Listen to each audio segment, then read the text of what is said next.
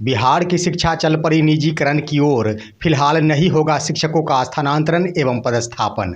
नमस्कार और आदाब आप तमाम दर्शक बंधुओं को। मैं हूं SK चौधरी।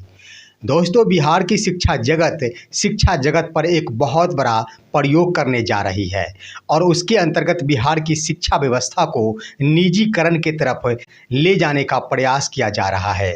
इसके संबंध में ACS डॉक्टर S सिद्धार्थ दिन प्रतिदिन एक से बढ़कर एक प्रयोग करते हुए अपने कदम को आगे बढ़ा रहे हैं और शिक्षकों को शिक्षा की तरफ पूरी तरह मोड़ देने की कोशिश में लगे हुए हैं। वहीं दोस्तों, तमाम शिक्षकों की आशाएं जहां पदस्थापन एवं स्थानांतरण के बिंदु पर लगी हुई थी, वह फिलहाल टलती नजर आ रहा है और इसके आधार पर फिलहाल नहीं होगा शिक्षकों का स्थानांतरण एवं पदस्थापन। आखिर इन तमाम बिंदुओं के ऊपर इससे पहले कि हम विस्तार पूर्वक चर्चा करें, अगर आपने अभी तक हमारे इस चैनल सुसत्य वचन को सब्सक्राइब नहीं किए हैं तो कृपया अभी सब्सक्राइब कर लेंगे। दोस्तों, बिहार की शिक्षा में बदलाव को लेकर ACS डॉक्टर S सिद्धार्थ द्वारा दिन प्रतिदिन एक से बढ़कर एक प्रयोग किए जा रहे हैं और उसके बाद फरमान भी जारी किए जा रहे हैं, परंतु उस फरमान का स्वाद काफ़ी मीठा नज़र आ रहा है, जिसको लेकर बिहार के शिक्षक जहां कुछ बोल नहीं पा रहे हैं और सिर्फ ब सिर्फ ACS डॉक्टर S सिद्धार्थ की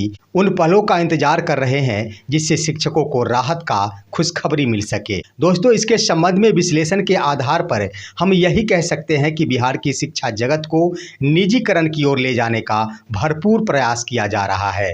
उसी के अंतर्गत जहां एक तरफ तमाम शिक्षकों को ऑनलाइन के माध्यम से अटेंडेंस बनाने की प्रक्रिया अपनाई गई थी, वहीं दूसरी तरफ एक अहम 8 पन्नों का पत्र जारी कर दिया गया है और वह पत्र है शिक्षक मार्गदर्शिका। दोस्तों, इस मार्गदर्शिका को अगर आप ध्यान से देखेंगे तो आपको स्पष्ट हो जाएगा कि वास्तव में इसका मूल ढांचा निजीकरण की तरफ ले जाने का एक कदम को दर्शाता है। साथियों, मार्गदर्शिका के बारे में आप तो खबर जाने ही होंगे, लेकिन इसका संक्षिप्त रूप में बता दें कि मार्गदर्शिका का मूल सार है कि इसके अंतर्गत बिहार की शिक्षा को 5 स्वरूपों में विभक्त किया गया है और उस 5 स्वरूपों में प्रथम स्वरूप है छात्र स्वरूप, दूसरा स्वरूप है विद्यालय प्रबंधन, तीसरा है कक्षा प्रबंधन, चौथा है छात्र प्रबंधन और पांचवा है अभिभावक प्रबंधन। इन्हीं 5 स्वरूपों में विभक्त किया गया है बिहार की शिक्षा को और शिक्षा व्यवस्था को, जिसमें प्रथम दिया गया है छात्र स्वरूप,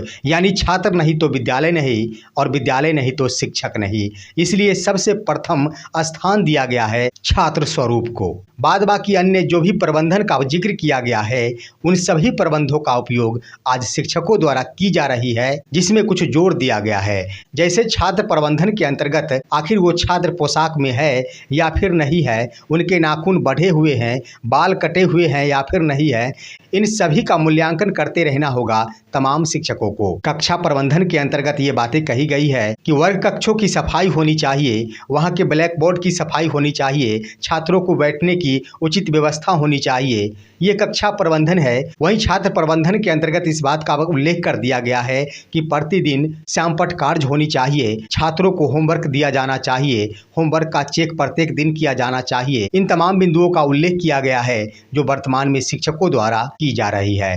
लेकिन सबसे अंतिम स्वरूप जोड़ा गया है वह है अभिभावक स्वरूप। दोस्तों, इसके अंतर्गत अभिभावक स्वरूप पर काफी जोर दिया गया है और हम आपको बता दें कि बिहार की शिक्षा व्यवस्था के अंतर्गत आज की तिथि में हर कुछ का प्रबंधन हो रहा है, चाहे वो छात्र प्रबंधन हो, कक्षा प्रबंधन हो, विद्यालय प्रबंधन हो, लेकिन एक प्रबंधन है जिसका जिक्र ACS द्वारा किया गया है, वह है अभिभावक प्रबंधन। दोस्तों, अभिभावक प्रबंधन के क्रम में हम बता दें कि आज की तिथि में पूरे बिहार में 70,000 विद्यालय है और 70,000 विद्यालयों की बातें कर ली जाए तो 90% ऐसे विद्यालय होंगे जहां अभिभावक प्रबंधन पर कोई भी जोर नहीं दिया जा रहा है।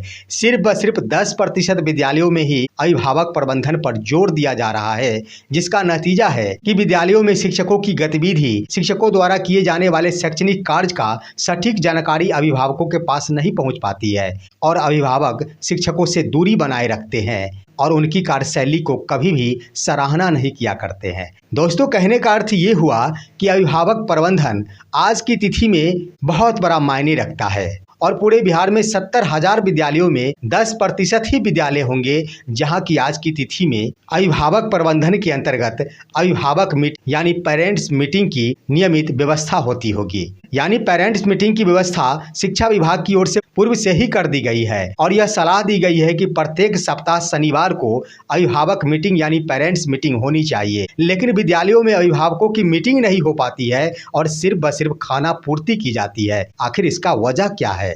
सबसे पहले जानने की जरूरत है कि अभिभावक प्रबंधन का दायित्व होता है विद्यालय प्रबंधन के ऊपर और विद्यालय प्रबंधन निर्भर करता है प्रधानाध्यापक के ऊपर। इसका अर्थ है कि प्रधानाध्यापकों द्वारा अभिभावकों की मीटिंग के लिए उदासीनता बरती जाती है।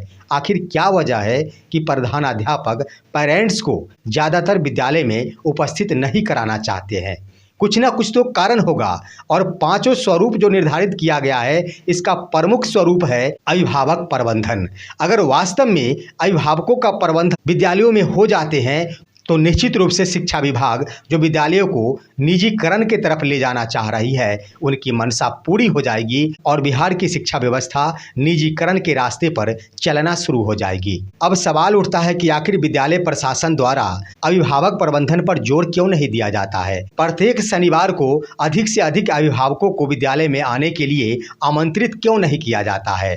इसका सीधा सा अर्थ है दोस्तों कि आखिर चांद में भी दाग है और उन दागों पर किसी की नज़र न जाए, इन्हीं नज़रों से बचाने के लिए अभिभावक प्रबंधन पर जोर नहीं दिया जाता है और अभिभावकों को विद्यालय से दूर रखा जाता है, जिसका नतीजा है कि अभिभावकों की नज़र शिक्षकों की कार्यशैली पर नहीं जा पाती है। शिक्षक आखिर शिक्षा के लिए कितना प्रयास कर रहे हैं, कितना मेहनत कर रहे हैं, उनके द्वारा कक्षा संचालन में कितनी भूमिका निभाई जा रही है, इस बात से अभिभावक अवगत नहीं हो पाते हैं और शिक्षकों के प्रति उनका नकारात्मक दृष्टिकोण बना रहता है और इन्हीं नकारात्मक दृष्टिकोणों का फायदा उठा रही है वर्तमान में बिहार सरकार। क्योंकि शिक्षकों के ऊपर जितना नकेल कसा जाता है अभिभावक उतना ही ज़्यादा खुश होते हैं और सरकार को बधाई देते हैं।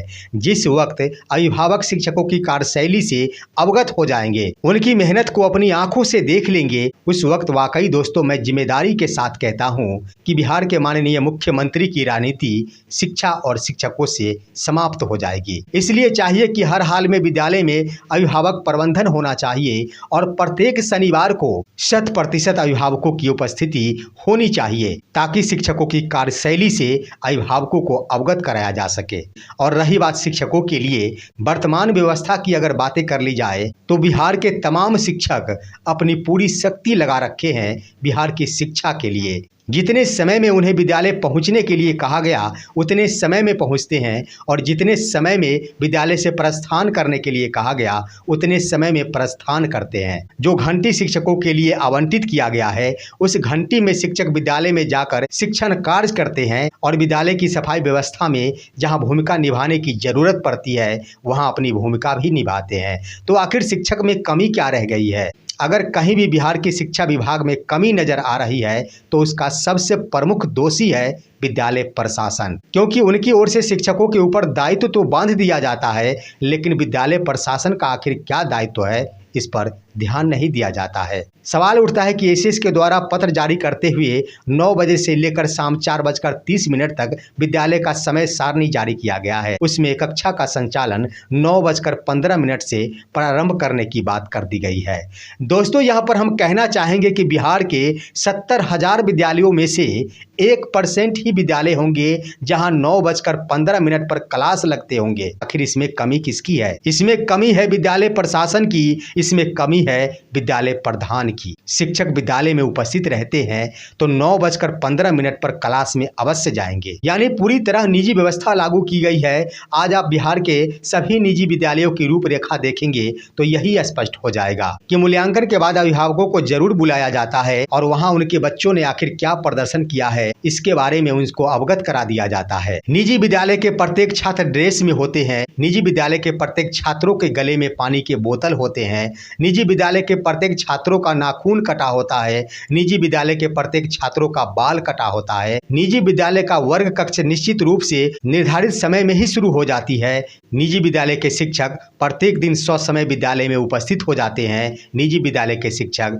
निर्धारित समय पर विद्यालय से प्रस्थान भी कर जाते हैं। निजी विद्यालय में छात्रों को प्रतिदिन होमवर्क दिया जाता है। निजी विद्यालय में प्रत्येक दिन छात्रों का होमवर्क जांच किया जाता है। निजी विद्यालय में प्रत्येक अवसर पर एक कार्यक्रम का आयोजन किया जाता है और निजी विद्यालयों में छुट्टियां काफी कम देय होती है। तो इन तमाम बिंदुओं को लागू कर दिया गया है अब बिहार के सरकारी विद्यालयों में भी, और इस आधार पर बिहार का सरकारी विद्यालय पूर्ण रूपे निजी विद्यालय के तौर तरीकों के आधार पर चलना प्रारंभ कर देंगे। उसके बाद क्या लगता है जब इसे निजीकरण घोषित कर दिया जाए। इन्हीं राहों पर चल पड़ी है बिहार की शिक्षा और बिहार की शिक्षा व्यवस्था। वहीं दोस्तों फिलहाल शिक्षकों का पदस्थापन एवं स्थानांतरण रुक सकती है। इसके लिए कई उदाहरण सामने उभर कर आए हैं। उसके अंतर्गत आप सभी अवगत हो गए होंगे कि शिक्षा विभाग के दीवार पर ही एक नोटिस चिपका दिया गया है कि कोई भी शिक्षक द्वारा कार्यालय का चक्कर नहीं लगाया जाए। शिक्षकों का स्थानांतरण प्रक्रियाधीन है और समय आने पर शिक्षकों से ऑनलाइन आवेदन मांगे जाएंगे, उसके बाद उस पर विचार किया जाएगा। यानी इन बिंदुओं से स्पष्ट हो चुका है कि शिक्षकों का स्थानांतरण ऑनलाइन आवेदन के माध्यम से होगा, और ऑनलाइन आवेदन का मतलब ही हो गया कि जो शिक्षक जैसे स्थानांतरण चाहते हैं वैसा ही उनका स्थानांतरण होगा, और जो शिक्षक स्थानांतरण नहीं चाहते हैं वो स्थानांतरण संबंधी आवेदन नहीं करेंगे। यानी इसके आधार पर कहा जा सकता है कि शिक्षकों का स्थानांतरण उनकी इच्छा के आधार पर होगी। जो बने रहना चाहेंगे अपने विद्यालय में वो बने रहेंगे, जो स्थानांतरण चाहेंगे उनका स्थानांतरण होगा, जो जहां स्थानांतरण चाहेंगे वहां स्थानांतरण होगा। शिक्षा विभाग में चिपकाया गया नोटिस इन्हीं बिंदुओं को बिल्कुल ही स्पष्ट कर रहा है।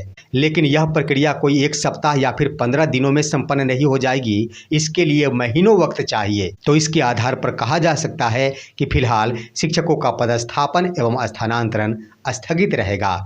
उधर दोस्तों काउंसलिंग की प्रक्रिया पर भी आप देख लिए होंगे, स्लॉट ही वेबसाइट से हटा दिया गया है। महीनों लग सकते हैं काउंसलिंग की प्रक्रिया में। उधर सक्षमता 2 का आयोजन हो रहा है, यानी ज्यादा से ज्यादा लग रहा समय भी इन बिंदुओं को स्पष्ट करता है कि फिलहाल शिक्षकों का ना तो स्थानांतरण हो सकता है और ना ही पदस्थापन संभव है। तो दोस्तों ये थे आज की अहम खबर। आप सभी हमारे इस वीडियो को लाइक करते हुए तमाम दोस्तों के पास शेयर कीजिए और अब दीजिए अपने ही दोस्त SK चौधरी को इजाजत। जय हिंद, जय भारत।